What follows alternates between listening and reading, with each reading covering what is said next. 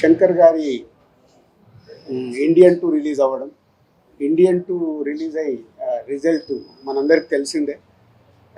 So అక్కడి నుంచి శంకర్ గారి మీద కూడా ఇంకా శంకర్ గారి దగ్గర నుంచి వస్తున్న గేమ్ చేంజర్ ఎలా ఉంటుంది, ఎక్కడ కూడా సినిమా పైన ఒక ఇంట్రెస్ట్, ఒక హీరో గారు తప్పితే ఇంట్రెస్ట్ క్రియేట్ చేయలేకపోతున్నాము. బయట కూడా శంకర్ గారు ఏం చేస్తారండి, ఇప్పుడు ఇక రాజు గారు కూడా జడ్జిమెంట్ ఎలా ఉంది చూస్తున్నాం కదా, ఈ సినిమా ఎలా ఉంటుంది, ఏం వర్క్ అవుతుంది, రకరకాలు వింటూ ఉన్నాను. సో వింటూ ఓన్ చేసుకుంటూ, లేదు ఈ సినిమా ఏది నమ్మాను, శంకర్ గారు కథ చెప్పినప్పుడు 4 years బ్యాక్ ఏమి బిలీవ్ చేశాము అది ఉందా, సినిమాలో అది డెలివరీ చేస్తున్నామా అనే దాని మీదనే నంబర్ ఆఫ్ టైమ్స్ డిస్కషన్ పెట్టుకొని శంకర్ గారితో కూడా మాట్లాడుతూ, జనరల్గా మీ అందరికీ తెలుసు శంకర్ గారు ప్రొడ్యూసర్స్కి అంత యాక్సెస్ అనేది సినిమా విషయంలో, క్రియేటివిటీ విషయంలో ఏ పెద్ద డైరెక్టర్ కూడా ఇవ్వరు. సో బట్ నేను అప్రోచ్ అవుతూ ఎప్పటికప్పుడు, సార్ మీరు చెప్పిన కథ ఇది, మళ్ళీ మళ్ళీ మీరు చెక్ చేసుకుంటూ ఉండండి, ఈ సినిమా రిజల్ట్ మీకు నాకు చాలా ముఖ్యం, హీరో గారికి ఎలాగో ముఖ్యం, RRR తర్వాత వస్తుంది కాబట్టి ఆయనకు ముఖ్యమే. సో వెరీ ఇంపార్టెంట్ ఫిలిం అని వర్క్ చేస్తూ చేస్తూ చేస్తూ ఎస్ కమ్బ్యాక్గా వస్తున్నాను. నేను ఇప్పుడు ఓన్ చేసుకుంటున్నాను, yes it's a comeback film for me after long time. Telugu స్టేట్స్లో ఏ రకంగా తీసుకున్నా లాట్ ఆఫ్ విజిల్స్ కొట్టే మూమెంట్స్ ఉంటాయి.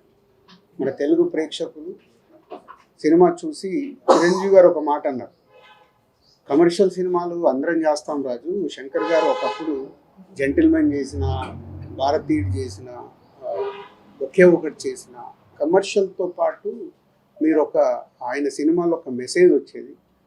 నీ దగ్గరికి కూడా చాలా సినిమాలు నువ్వు ఫ్యామిలీలో తీసిన, యూత్లో తీసిన ఒక మెసేజ్, అంటే కమర్షియల్గా ఉంటూనే ఒక సినిమాలో ఒక వాల్యూతో ఇచ్చేవారు. సో నీకు చాలా రెస్పెక్ట్ ఫిలిం ఇది, కమర్షియల్తో పాటు చాలా రెస్పెక్ట్గా ఫీల్ అయ్యే సినిమా ఇది. అంటే శంకర్ గారు చెప్పిన దానికి, కథ విన్నప్పుడు నేను ఫీల్ అయిన దానికి, చిరంజీవి గారు ఇచ్చిన స్టేట్మెంట్కి రెండు నాకు బాగా సింక్ అయ్యాయి. సో అలాంటి సినిమా ఇది, game changer.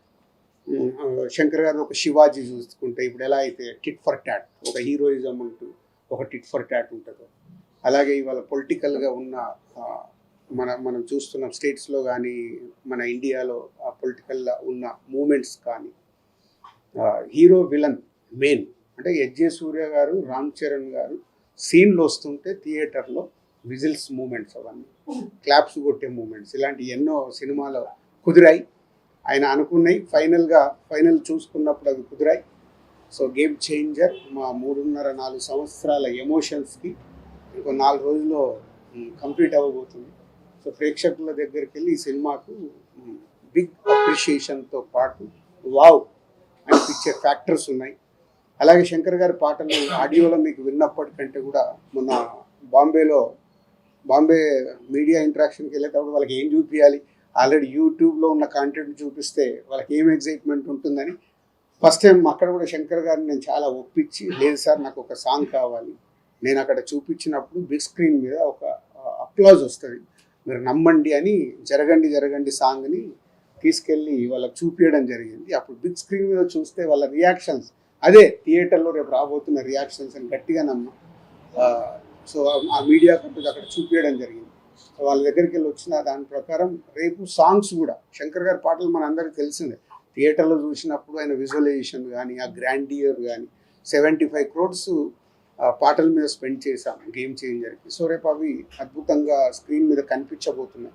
So 2 hours 42 minutes 43 minutes డ్యూరేషన్లో సినిమాని, శంకర్ గారి ఫస్ట్ సినిమా అంటే ఇంత 3 గంటలు 10 నిమిషాలు ఉంటాయి ఆయన సినిమాలు, ఆయన చెప్పే కథ ప్రకారం.